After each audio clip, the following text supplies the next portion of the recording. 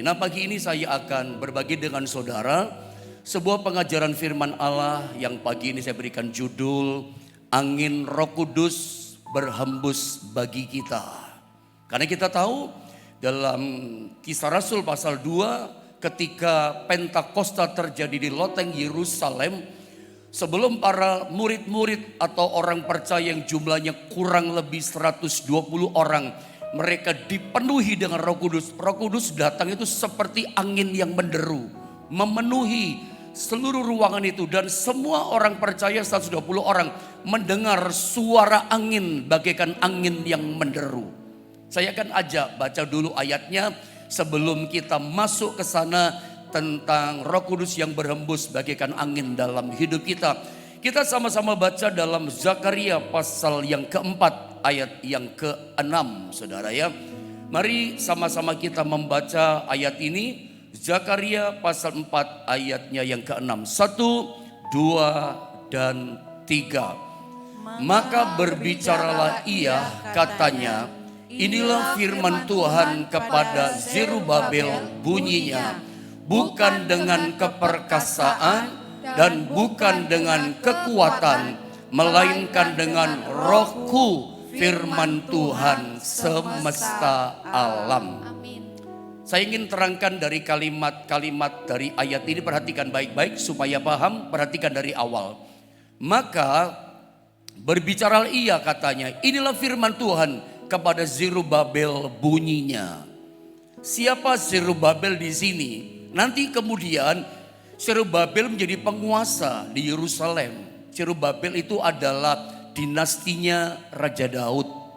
Dia keturunannya Raja Daud. Dia adalah ahli waris daripada Raja Daud. Tetapi dalam kondisi ayat yang barusan kita baca, situasinya adalah Zerubabel bin Sialtiel. Mereka ini, Zerubabel ini dengan orang-orang Israel, mereka ada di tanah pembuangan di Babel, tepatnya Babilonia.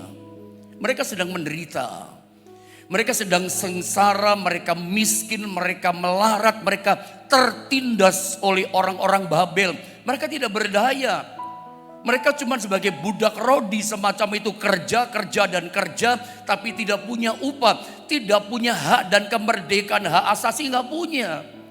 Makanya hidup mereka setiap hari hanya air mata menjadi makanan mereka, penderitaan jadi makanan mereka, sengsara setiap hari. Itu yang terjadi pada seorang bernama Zerubabel yang mendapatkan pesan Tuhan, firman Tuhan datang kepada dia. Dan ternyata kita tahu Zerubabel itu adalah ahli waris daripada Raja Daud, keturunan daripada dinastinya Raja Daud. Nanti jadi pemimpin dia. Waktu pulang memimpin rombongan dari Babel pulang ke Yerusalem, dia salah satunya membangun Yerusalem, bait Allah, dan tembok-tembok Yerusalem yang runtuh. Itu nanti kemudian. Tetapi dalam ayat yang kita baca ini, mereka tertindas. Zakaria 4 pasal 4 ayat yang ke-6. Mereka terutama Zerubabel dan Israel hadapi kesengsaraan. Datanglah firman Tuhan, bunyinya begini, bukan dengan keperkasaan. Jadi ini berita firman, berita kebaikan, berita pengharapan. Bukan dengan keperkasaan, bukan dengan kekuatan, melainkan dengan Rohku, kunya huruf besar Roh Kudus, firman Tuhan semesta alam.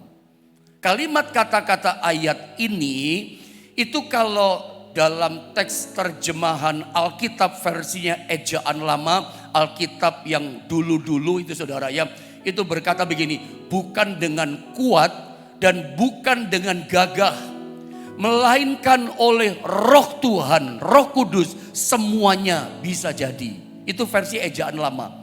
Bukan dengan kuat dan bukan dengan gagah, melainkan oleh Roh Tuhan, oleh Roh Kudus, semuanya bisa jadi. Itu kalau dibaca terus ayatnya turun ke bawah, ayat 7, 8, itu dibikin lagu zaman dulu.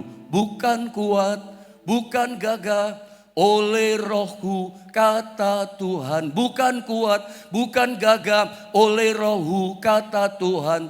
Gunung tinggi, gunung ini disingkirkan, gunung itu.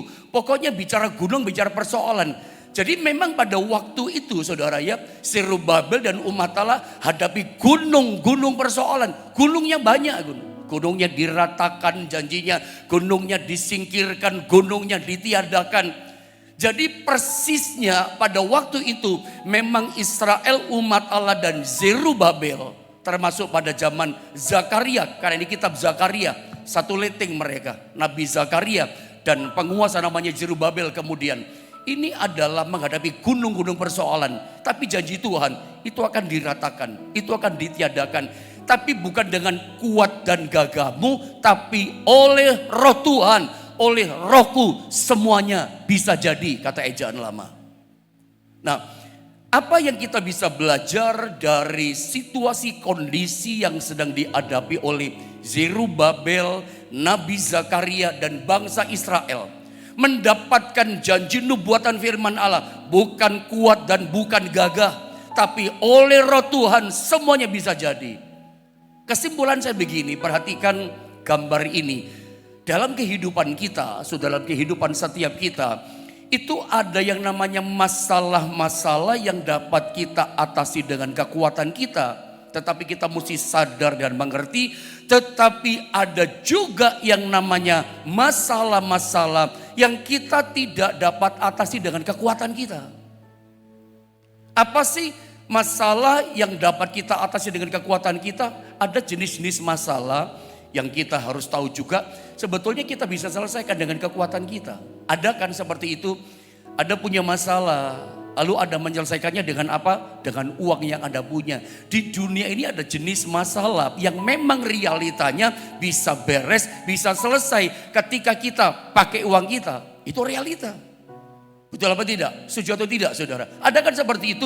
Ada juga masalah yang kita hadapi, kita bisa selesaikan karena kita punya koneksi, kita punya kenalan. Jenderal bintang 4 Anda kenal, gubernur, bupati, atau hakim yang Anda kenal. Pokoknya koneksi yang Anda kenal itu orang-orang punya jabatan tinggi ternama dan kuat di negara ini.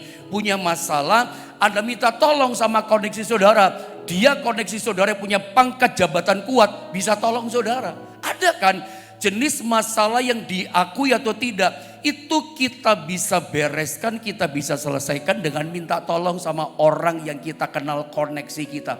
Ada jenis seperti itu.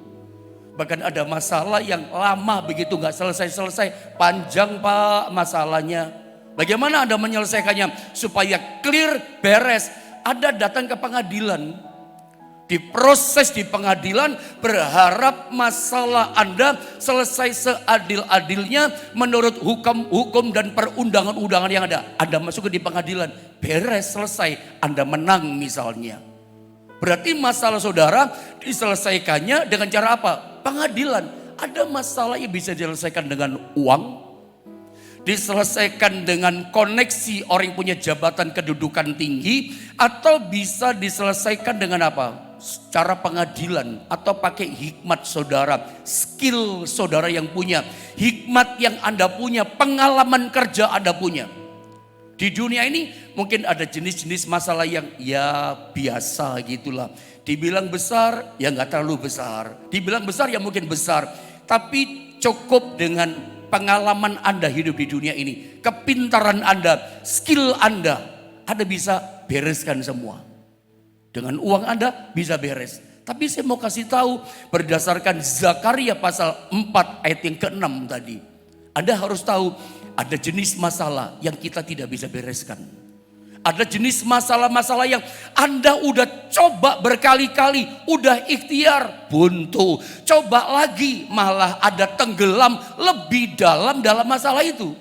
Ada pernah gak mengalami kesulitan persoalan, ada coba angkat masalahmu dengan kekuatanmu. Oh, tambah tertindas. Bukan selesai, tambah berat, tambah parah masalah saudara. Anda coba selesaikan, makin tenggelam saudara. Satu contoh, masalah bangsa Israel di Laut Teberau. Mau pakai cara apa? Mau dikuras lautnya, makin capek mereka. Mau dikuras pakai timba 3 juta orang, tetap malah tenggelam mereka. Ada jenis masalah yang seperti ini. Anda mesti sadar ada jenis masalah yang memang kita tidak bisa mengatasi, menyelesaikannya. Mau pakai dokter gak bisa, kenalan hakim gak bisa, uang saudara, kekayaan saudara yang begitu jumlahnya besar. Pada waktu hadapi masalah yang kemarin-kemarin selesai itu dengan uang saudara. Tapi di satu titik ada hadapi masalah yang sangat besar yang jenisnya beda. Ini lain ini. Saya belum pernah hadapi masalah ini. Anda coba selesaikan. Anda gak bisa. Uang pun gak bisa selesaikan. Uang yang banyak. Bahkan sampai kenalan koneksi saudara. Udah minta tolong gubernur. Sampai Anda mungkin yang kenal presiden, raja, perdana menteri. Orang nomor 1 terkuat ternama di negeri ini pun. Akhirnya angkat tangan gak bisa tolong. Saya mau coba ingatkan saja. Bahwa di dunia ini ada yang namanya masalah. Yang satu kali kelak datang dalam hidup kita. Memang kita gak bisa ngatasi. Udah uang gak bisa, koneksi gak bisa, semuanya gak bisa. Firman Tuhan berkata apa? Hanya dengan roh Tuhan semuanya bisa jadi.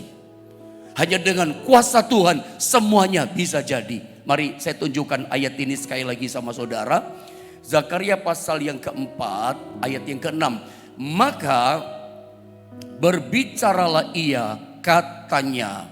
Inilah firman Tuhan kepada Zerubabel bunyinya. Bukan dengan keperkasaan. Dan bukan dengan kekuatan. Perhatikan kata ini. Bukan keperkasaan kita. Bukan kuat gagah kita. Melainkan oleh rohku. Firman Tuhan semesta alam. Perhatikan kata rohku. Kunya huruf besar. K-nya huruf besar. Kunya huruf besar. Ini artinya adalah Roh Kudus. Roh Tuhan. Roh Kudus yang barusan tadi kita nyanyikan saudara ya. Katakan berhembuslah Roh Kudus di tempat ini. Roh Kudus berhembus bagaikan angin. Dalam beberapa hari ini kita banyak belajar, kita banyak merenungkan firman. Saya banyak berbicara, mengajar saudara tentang Roh Kudus. Bagaimana pekerjaan Roh Kudus, bagaimana karya Roh Kudus dalam kehidupan setiap kita. Tujuan saya adalah begini, supaya setiap kita semakin membuka hati kita. Setiap kita semakin memahami bahwa ada Allah Roh Kudus yang tinggal menetap permanen dwelling in you dalam kehidupan setiap kita. Saya ulang berkali-kali, kita sekarang ini gereja perjanjian baru bukan sedang menantikan menerima pencurahan Roh Kudus. Kita sudah terima, Roh Kudus sudah dicurahkan sejak 2000 tahun yang lalu. Dan Roh Kudus dicurahkan dalam hati orang yang percaya kepada Dia. Tujuan saya begini, supaya kita buka hati sama Roh Kudus. Supaya kita menjadi akrab sama Roh Kudus. Supaya kita tidak menjadi kaku ketika mendengar Roh Kudus. Kita gak menjadi kaku hubungan dengan Roh Kudus. Semakin manis dengan Roh Kudus. Bahkan kita bisa mengulurkan hidup kita dan tangan kita. Untuk apa? Hidup kita mau tunduk dipimpin sama Roh Kudus. Dan kita semakin mengalami karya pekerjaan Roh Kudus yang nyata dalam hidup setiap kita. Dan Roh Kudus dalam Pentakosta yang pertama di loteng Yerusalem, seperti pujian tadi, dia berhembus bagaikan angin, berhembus. Kata berhembus kan kayak angin. Sebelum mereka mengalami Pentakosta di loteng Yerusalem, sebelum mereka menerima kuasa Roh Kudus, Yesus pernah panggil murid-muridnya, sini kamu Petrus, sini kamu Yohanes, sini kamu Yakobus, sini kamu Filipus. Dipanggil satu-satu. Ada pernah baca itu? Maka Yesus menghembusi mereka dengan Roh Kudus. Menghembusi. Kayak angin. Coba kita lihat saja Kisah Rasul pasal 2 untuk memperjelas maksudnya. Ayat 1 sampai 4 saya baca lengkap saja supaya dapat sesuatu dari ayat ini. Saya mau bicara tentang Roh Kudus berhembus bagaikan angin dalam hidup kita. Kita pernah belajar Roh Kudus seperti api, sekarang seperti angin. Ya, ketika tiba hari Pentakosta, semua orang percaya berkumpul di satu tempat. Tiba-tiba turunlah dari langit suatu bunyi seperti tiupan angin keras yang memenuhi seluruh rumah di mana mereka duduk. Ya, loncat ayat yang keempat. Maka ayat yang keempat, penuhlah mereka dengan Roh Kudus, lalu mereka mulai berkata-kata dalam bahasa-bahasa lain seperti yang diberikan oleh Roh itu kepada mereka untuk mengatakannya. Ada peristiwa ada hal yang menarik gitu loh dalam cerita kisah tentang kepenuhan Roh Kudus dari 120 orang percaya. Sebelum mereka penuh Roh Kudus tercurah memenuhi kehidupan mereka. Ada sebuah peristiwa yang terjadi mendahuluinya di ayat yang kedua, ayat di atasnya. Dikatakan begini, tiba-tiba, suddenly, tiba-tiba. Tuhan itu kalau datang tolong kita, itu tiba-tiba.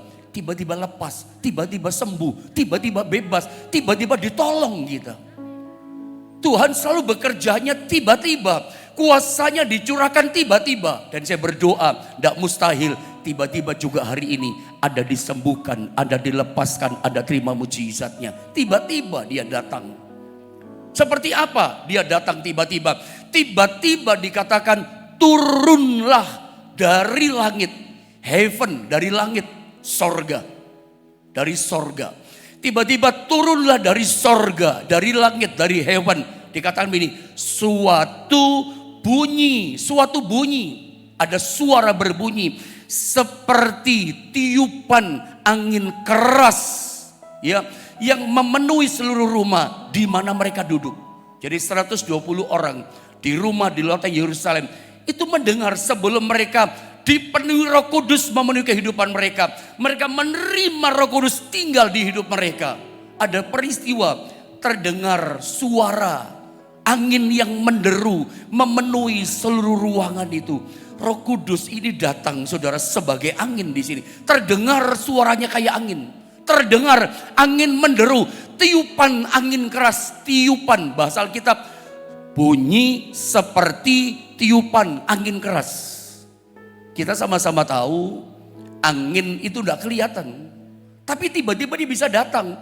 Kemana dia datang kita tidak tahu. Kemana dia pergi kita nggak tahu. Yesus benar berkata seperti itulah dalam Yohanes pasal 8 nggak salah. Itu seperti pekerjaan Roh Kudus. Dia datang dan pergi kita nggak tahu. Roh Kudus seperti kuasanya. Kuasanya dinyatakan tiba-tiba terjadi. Dan saya mau kasih tahu sama saudara. Roh Kudus yang datang seperti angin kemudian tiba-tiba memenuhi mereka.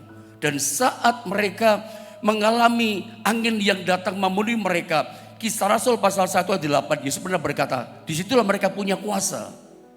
Coba lihat ayat ini sebentar. Kisah 1 ayat 8. Sejak mereka mengalami kisah pasal 2 di ayat yang keempat. 2 dan 4. Angin keras, tiupan keras datang, tiba-tiba memenuhi mereka, penuhlah mereka dengan Roh Kudus. Apa yang terjadi ketika mereka menerima kepenuhan Roh Kudus? Sebelumnya ayat 1 mundur ke belakang, kisah pasal 1 ayat 8. Sebelum Yesus naik ke sorga, Yesus pernah ngomong gini sama para murid-muridnya dan orang percaya. Ini yang dikatakan Yesus dan saya mau coba sampaikan sama saudara. Kisah 1 ayat 8, perhatikan baik-baik. Ini penting, ayat ini sangat penting, sangat urgen.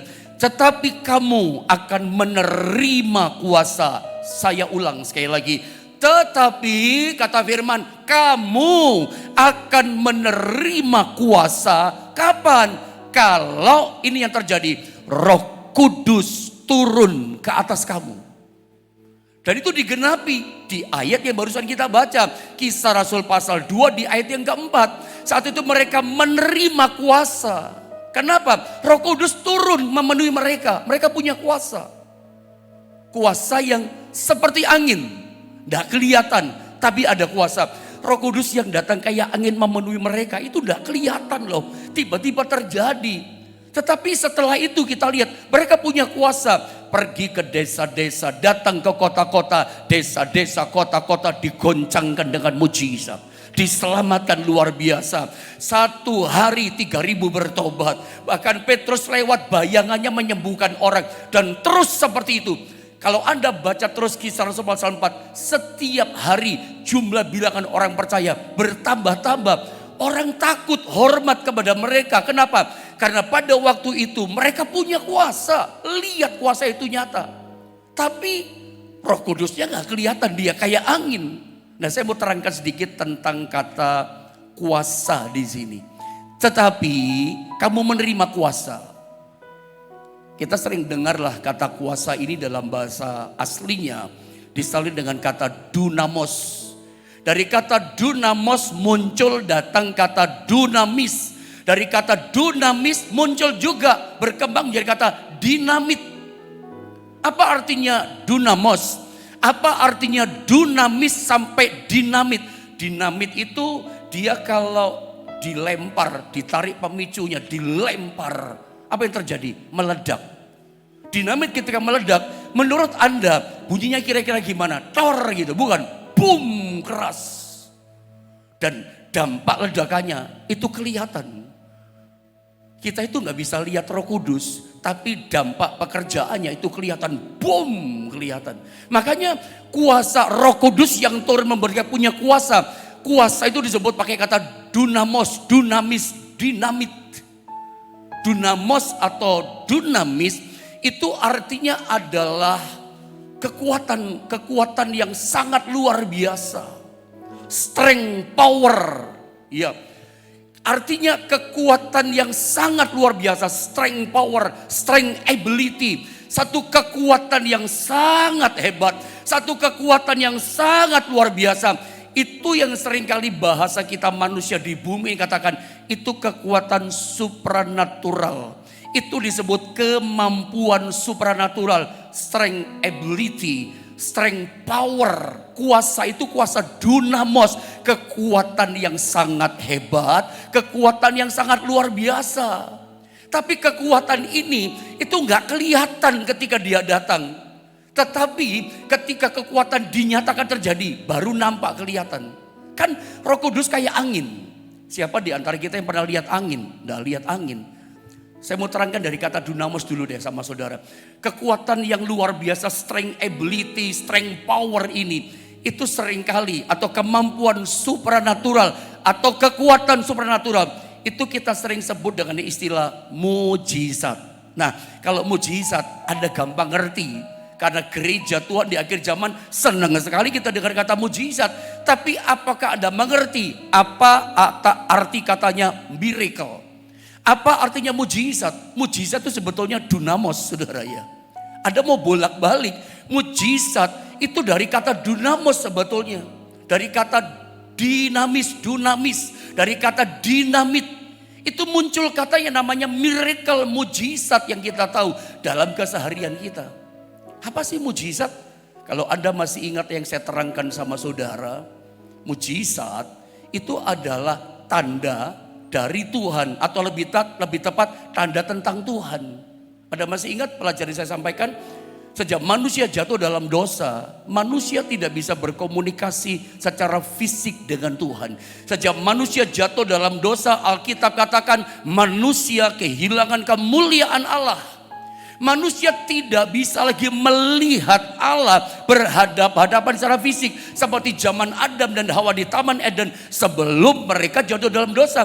Mereka bisa berkomunikasi langsung bicara secara fisik. Mereka bisa langsung melihat secara jasmani. Sejak hilang kemuliaan Allah karena jatuh dalam dosa. Sejak itulah manusia tidak bisa melihat Tuhan secara fisik.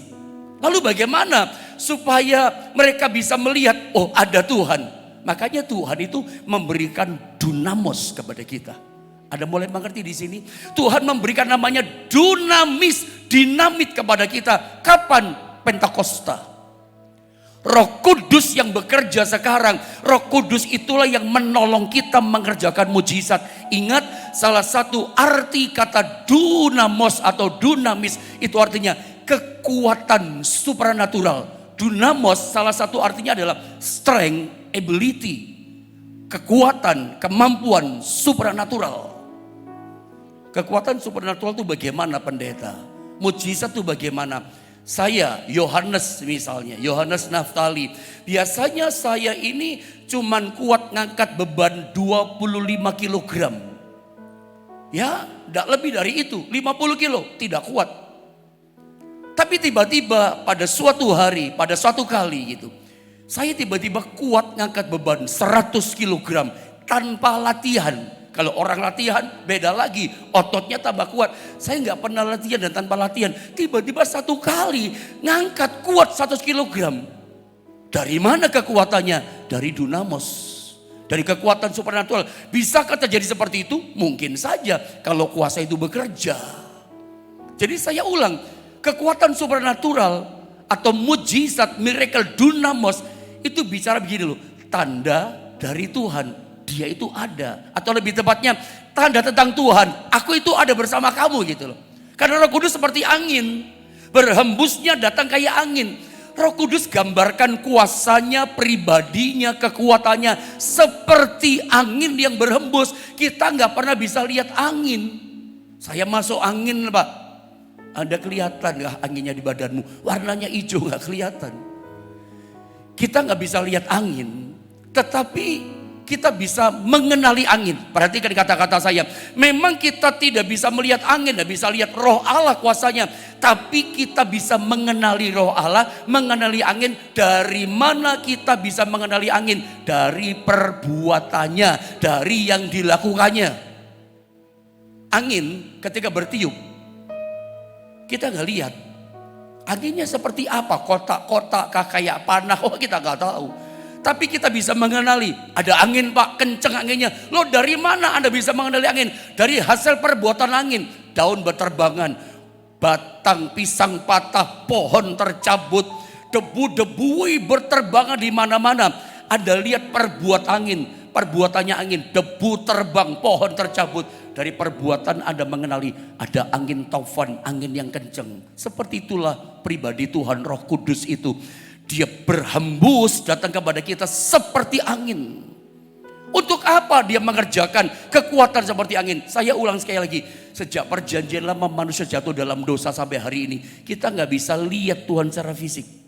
Makanya Tuhan itu bekerja dengan apa? Kuasa rohnya. Jadi kalau Anda ngalami mujizat, Anda ngalami berkat, Anda ngalami pertolongan, dimerdekakan, dibebaskan sama Tuhan, Anda mesti kenal loh, itu tanda dari Tuhan bahwa Tuhan yang melakukan itu atas hidupmu.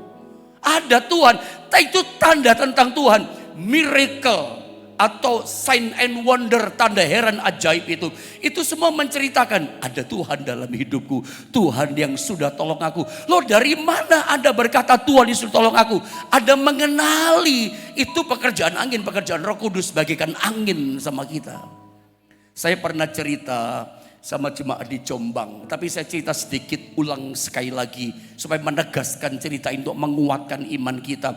Ada waktunya saya kadang mengulang sebuah cerita, tapi tujuannya positif untuk kuatkan iman. Ada sebuah perang yang pernah terjadi antara kerajaan Inggris dengan Perancis. Ada seorang, singkatnya begini, bernama Napoleon Bonaparte. Dia adalah seorang diktator dari Perancis. Orangnya kecil, tapi meskipun Napoleon Bonaparte orang kecil, hampir semua Eropa dia taklukkan, kalahkan di tangannya. Dia kalahkan hampir Eropa. Salah satu bangsa negara, kerajaan maksud saya yang belum ditaklukkan adalah Inggris. Makanya dia punya keinginan besar, serang, taklukkan Inggris. Singkat kata, dia berangkat dengan kekuatan penuh tentara-tentaranya. Mau menyerbu Inggris, serang, taklukkan Inggris. Berita itu nyampe di kerajaan Inggris. Ada tahu apa yang terjadi? Baca dalam buku-buku sejarah perang antara Prancis dengan Inggris pada zamannya Napoleon. Rakyat Inggris termasuk sang raja ketakutan, gemeter, nyalinya ciut, takut duluan sebelum perang. Kenapa? Mereka udah dengar nama besar dan diktator jahatnya yang namanya Napoleon Bonaparte. Waduh, kita akan kalah. Karena udah hampir semua Eropa dikalahkan. Hebat soal perang Napoleon ini, memimpin pasukannya, udah takut. Akhirnya sang raja, Raja Inggris perintahkan, ada seorang jenderal perang yang juga terkenal di Inggris, yang beberapa kali menang dalam memimpin peperangan, namanya Jenderal Wellington. Diutus, diperintahkan sama raja, kamu hadang Napoleon Bonaparte dengan pasukannya di perbatasan. Ya, sebelum masuk Inggris ada perbatasan namanya Waterloo. Hadang di sana, kalahkan di sana, hancurkan pasukan di sana. Berangkatlah dengan persiapan penuh Jenderal Wellington bawa tentaranya. Perang di sana di perbatasan berangkat. Rakyat Inggris nunggu-nunggu, menang gak ya, menang gak ya. Nah, pada waktu itu di London, di ibu kotanya waktu itu, rakyat Inggris ada mall. Zaman sekarang mall terbesar namanya Trafalgar Square, begitulah kira-kira. Di sebelahnya mall Trafalgar Square ada hotel yang tinggi sekali. Nah mereka menunggu beritanya itu dari hotel yang tinggi sekali itu. Zaman itu ada lampu-lampu, belum ada televisi, belum ada radio barangkali, belum ada apalagi LED belum ada dan semacam belum ada. Mereka bisa baca tulisan lewat lampu yang dinyalakan bentuk huruf-huruf. Nah pada waktu itu setiap hari mereka datang, kok belum ada berita ya, kalah apa menang, sampai satu sore, sampai dari siang sampai sore mereka nunggu beritanya bagaimana ya, udah berminggu menang apa kalah ya. Ketika jam 5 sore mereka nunggu berita, tiba-tiba kabut tebal itu datang. Kabut ini agak gelap gitu loh datang. Itu yang namanya mall sudah mulai kelihatan, hampir tidak kelihatan. Bahkan gedung hotel di sebelahnya Trafalgar Square Mall itu hampir sama-sama tidak kelihatan. Sampai tertutup betul sama yang namanya kabut yang gelap. Tiba-tiba ketika kabut itu gelap bertiup memenuhi tempat itu, tidak kelihatan lagi gedung-gedung hotel maupun mall itu. Nyala lampunya, ada berita. Samar-samar terbaca. Ada gelap sekali. Itu kabutnya gelap banget. Ada yang bisa terbaca tulisan. Tiba-tiba terbaca tulisan begini. Ya, Wellington defeated, Wellington kalah katanya. Nangis itu rakyat Inggris di London, di mall di depan hotel. Mereka sampai gulung-gulung badannya di lantai. Mereka nangis, mereka gemetar gigi mereka. Takut, waduh kita kalah sama si diktator yang kejam Napoleon ini. Ketakutan mereka. Tapi sekitar 10 menitan mereka nangis. Nangis teriak keras, semuanya nangis sedih, menerima kekalahan. Ya dikatakan Wellington defeated. Ternyata tiba-tiba dari Teluk Inggris, dari timur itu berhembus angin dari Teluk Inggris. Anginnya gak terlalu besar, sepoi-sepoi bahasa. Gak terlalu kencang anginnya, tapi cukup kuat. Itu menyingkirkan kabut-kabut mulai gelap. Tambah lama tambah hilang kabutnya, gelapnya tambah tipis. Mulai kelihatan, akhirnya full. Hilang itu namanya kabut kena angin yang sepoi-sepoi tadi. Sampai tulisan dari lampu-lampu terbaca jelas. Bahwa ternyata tulisannya bukan Wellington kalah. Itu ada kepanjangan di belakangnya yang tertutup oleh awan, oleh kabut yang gelap. Ternyata tulisan begini yang panjang yang betul. Wellington dikatakan kalahkan ya Napoleon Bonaparte di Waterloo. Wellington kalahkan Napoleon Bonaparte di Waterloo. Dari tangisan gulung-gulung di lantai langsung berdiri menari-nari sorak-sorak dengan sukacita. Kita menang, Inggris Raya menang, sukacita mereka. Saya mau cuma kasih tahu lewat cerita ini sama saudara. Mungkin ada di antara saudara pagi ini engkau sudah menghadapi kabut tebal yang gelap di hidupmu. Sampai kau udah melihat masa depan di depan. Secercah terang harapan tidak ada.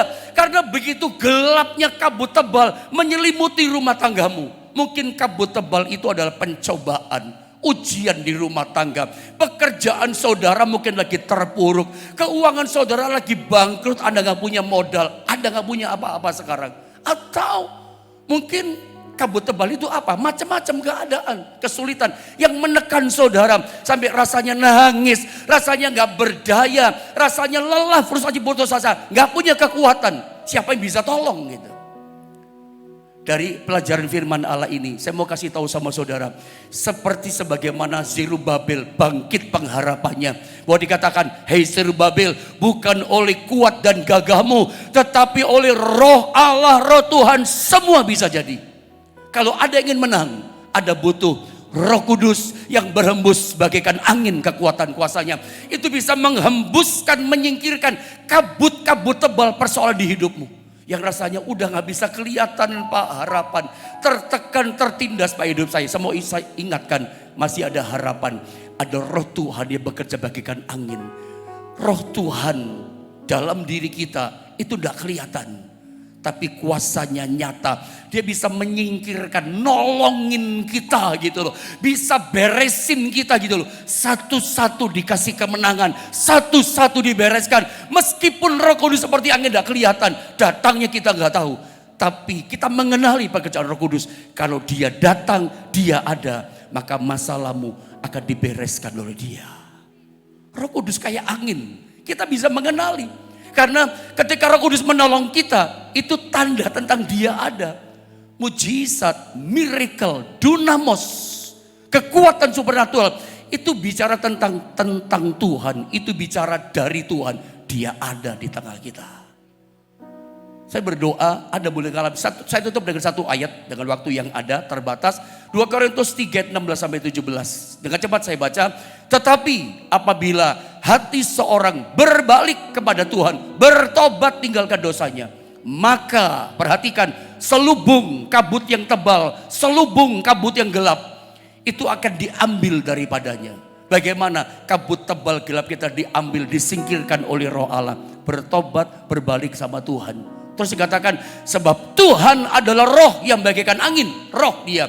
Dan di mana ada roh Allah yang kita belajar berhembus bagaikan angin, di situ ada kemerdekaan, di situ ada kelepasan, di situ ada kemenangan.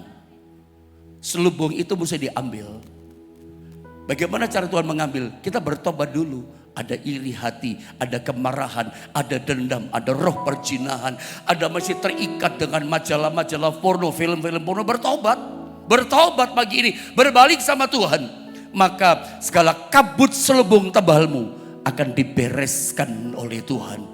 Hati kembali kita bicara, kemarin juga bicara hati juga. Hari ini sama, berbalik sama Tuhan, perbarui hati kita. Bertobat dari tingkah-tingkah hidup yang salah. Maka percaya begini, Roh Kudus akan bekerja. Kalau ada Roh Kudus, saya percaya begini, ada kemerdekaan, ada kemenangan, ada kelepasan. Saya tunggu nanti saudara datang sore jam 6 untuk kita terima hembusan Roh Kudus melawat menjamah setiap kita. Urapilah kami dengan minyak baru.